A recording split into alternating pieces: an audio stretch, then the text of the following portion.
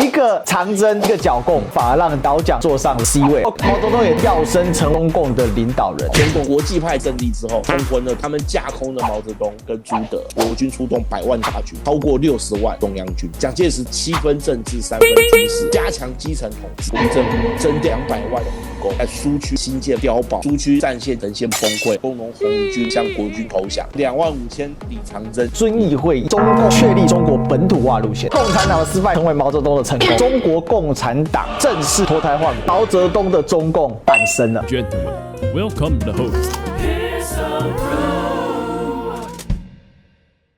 前4次的失败，当然成为第5次剿共非常重要的经验包。那第5次剿共，蒋介石受不了了，还要给我乱多久？这次老蒋是全员出动啊！在这个状况之下，老蒋做了什么样的一个改变呢？前4次，尤其是前3次基本上都是败于中共的运动战。第4次是虎头蛇尾就结束了。第5次围剿，一般认为才是真正所谓的围剿。那这一次，根据我们今天看到的资料，国军出动100万大军，其中超过60万是能战的中央军，服从性高，装备训练比较好，而且在发动第5次围剿作战之前，蒋介石还先成立了庐山军官训练团，聘请德国教官加以训练，对所有国军中校以上的军官进行密集的讲习，改善他们的战术跟战略的观念，能够彻底的执行所有一切的剿共命令，所以大幅提升了国军当中中高阶将校的战略跟战术素养。当时德国顾问也建议蒋介石在战略上要做一些改变，包括经济、政治、军事3管齐下，另外陆军跟空军同时都要出动，所以当时国民政府经过几年的努力，从意大利和美国所购买的飞机也都已经到位了，空军的训练也已经有了初步的成效，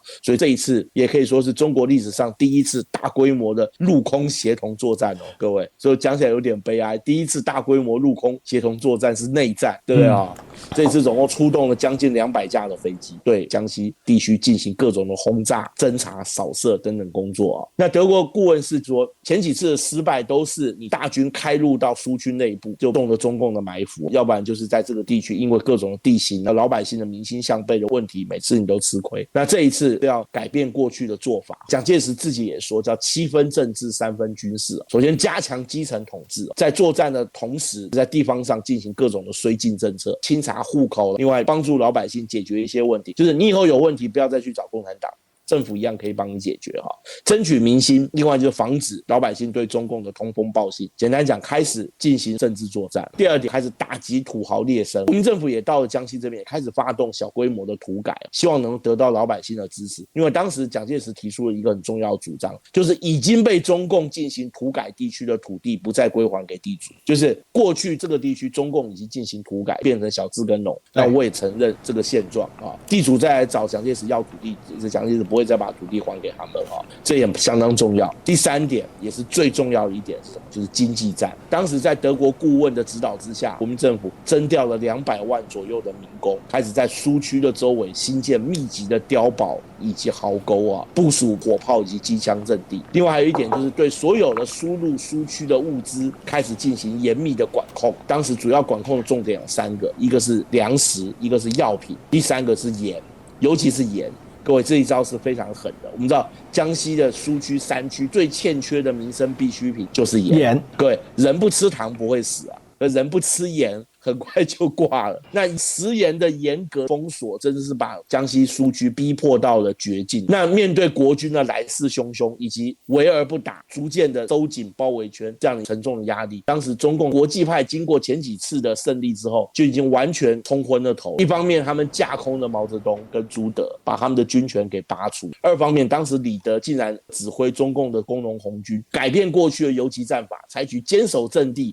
寸土不让的策略。各位，对国军来讲，最希望就是共军留在原地给我打，像过去一样游击战跑来跑去，我捉捕不到你的主力嘛。另外还有一点就是对国军的碉堡阵地开始实行阵地战，简单讲就是双方兵对兵、将对将、枪对枪、炮对炮来正面对决。这对国军来讲是国军希望的战争，求之不得啊。对，简单说，过去共产党打的战争是国军所不熟悉的战法，现在等于是共产党放弃了自己的优点，来跟国军拼火力。拼碉堡、拼正面的对决攻防，那当然就不是对手。果然，一方面在严格的物资封锁之下，整个苏区的经济走向崩溃。另外，当时的国军也开始逐步的向内部推进，就像拿水果刀削苹果皮一样，一点一点往里面削，不是像过去一样是长驱直入，一头冲进去，随着后面的碉堡公路就不断的往里面修筑。结果共军发动过很多次的反扑，死伤惨重。国军的攻击也在空军强大的火力配合之下，不断的向内部进逼。当时李德博古的指挥完全失败。到了1934年的夏天，整个苏区的战线就已经呈现崩溃，大量的工农红军开始向国军投降，甚至于几袋盐就可以换来几百个俘虏，已经到这种地步。因为没有盐吃，人很快就不行了。中共基本上到1934年的夏天就已经走向了崩溃的边缘，只好向西突围。所谓的25000里长征，就在第5次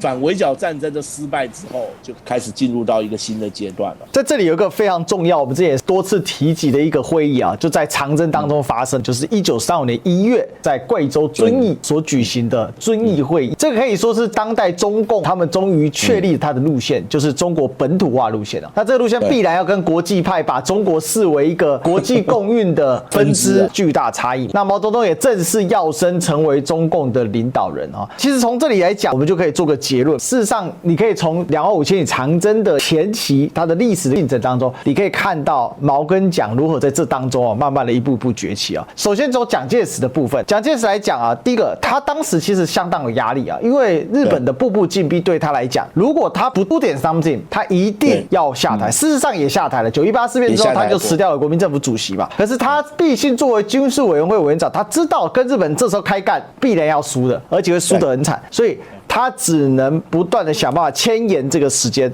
那依照他自己的战略目标设定，就是先安内后攘外嘛，赶快去把共产党给消灭。因为很年轻的时候，还没当蒋校长的时候，被孙中山派去了莫斯科考察。这一考察，他觉得苏联是不能合作的，所以他打从心底要把苏联这根钉子给拔了。那当然，这正面上来说啊，蒋介石在剿共的过程当中，你想每一次大败，为什么军援那么多？因为当时中国虽然名义上是统一的，但是南京国民政府能调动的物资、人力、物力方面，确实是远比一般军阀来的强大。我这边强调一下哦，当时南京国民政府掌握了一个所有地方势力没有的财源，就是关税。对，这个非常重要。所以关税自主这件事情，对整个南京国民政府在30年代的发展起了一个决定性的作用。另外，这件事情事实上也加强了国民政府的力量，尤其是随着25000里长征，共军一路跑，国军一路追啊，往西南方向一路追，就一路加强了沿途的管理。不像过去共军跑来，当地军阀放他走，因为我不要国军来。可是国军就一路跑进来了，跟着打。甚至最好玩的是远期的影响效果是，当时在达赖13世治下的西藏呢，也因为国民政府把力量扩充到了川藏地区，一度扩及到康区这个部分啊。因为共军最后是走康区啊，当时叫西康省嘛，也就是今天的西藏的东部、四川的西部这个地方，所以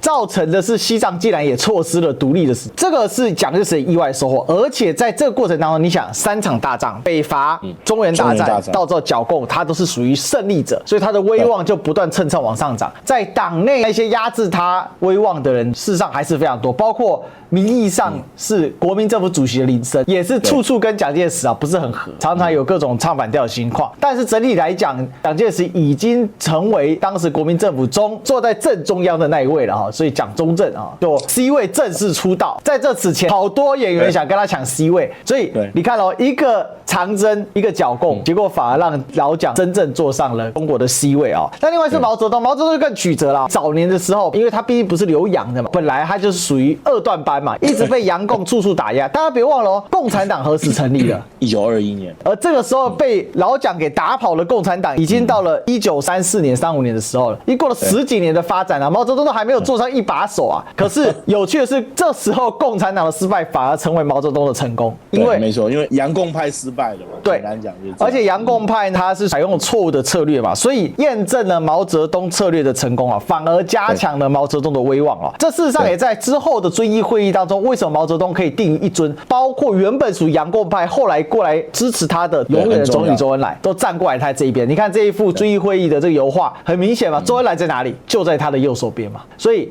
从这一刻开始，中国共产党正式的重新脱胎换骨这样的一个结果就是苏联的中共已死，属于毛泽东的中共诞生了。所以事实上，你就会看到毛泽东的个人的才华、他的领导能力、战略眼光。他没有受过一天军事学校的专业训练可是他发明了教科书式的游击队的办法，也因此中共内部对他比较服气的人越来越多嘛，所以他就真正的成为了中共的领导人这一点是很重要。所以大家了解到一个长征各自崛起成功的国民党，失败的共产党，可是成功的蒋介石，成功的毛泽东。其实就剿共的内容来看国民党并没有成功消耗的人力物力过于巨大，所以蒋介石的先安内后攘外的策略是希望让中国更加强大，集中力量来对抗日本。事实上，这个战略并没有真正达成，因为大量的消耗了军支器物，还有呢各种士兵事实上他的损失是相当惨重的到后来发生了西安事变嘛，甚至他一度被挟持嘛，只好最后透过抗日民族统一战线的，也就是放弃对共产党的追剿，共产党尊重老蒋作为中华民国的领导人身份，